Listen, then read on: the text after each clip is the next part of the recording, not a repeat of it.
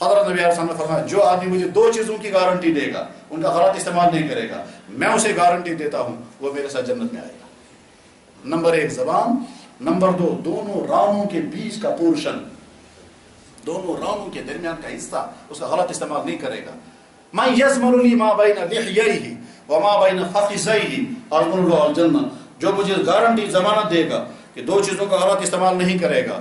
Number 1 دونوں جبڑوں کے بیچ میں جو چیز ہے، جبڑے ہوئے تارکن وہ ہے زیو، اور دونوں رانوں کے بیچ میں جو حصہ ہے، اللہ کا نبی کتنی مہذب زبان بولتے تھے، کیسا اشارے کے لفظ استعمال فرمائے، کس بات کے لیے؟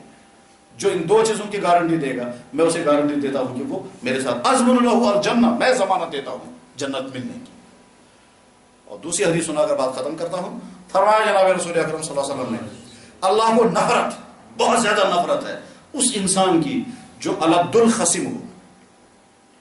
اللہ کو نفرت، بہت زیادہ نفرت ہے اس انسان کی جو الد الخصم ہو۔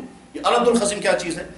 ایسا انسان جس کا رویہ، جس کا بہیویئر، جس کا طرز عمل ایسا ہو کہ سارے انسان اسے ڈرتے ہوں، سارے انسان اسے دور رہتے ہوں، اگو ایسا بچاؤ، اگو کالا بچاؤ، جس انسان سے سارے دور بھاگتے ہوں اس انسان کو کہتے ہیں الد الخصم۔ اللہ کے نبی فرما رہے اس سے اللہ کو بھی نفرت ہے۔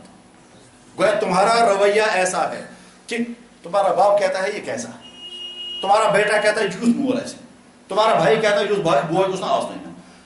اس کے معنی اچھے باپ بنو، اچھا بیٹا بنو، اچھا بھائی بنو، اچھا پڑوسی بنو، اچھا داماد بنو، اچھا بہنوئی بنو، اچھا سالہ بنو، اچھا افسر بنو، اچھا پولیس بنو، اچھا بنو، بس یہی اللہ چاہتے ہیں۔ اور اگر تم اچھے نہیں بنے، برے بنے، سارے تم سے نفرت کریں گے، اللہ کو بھی تم سے نفرت ہوگی۔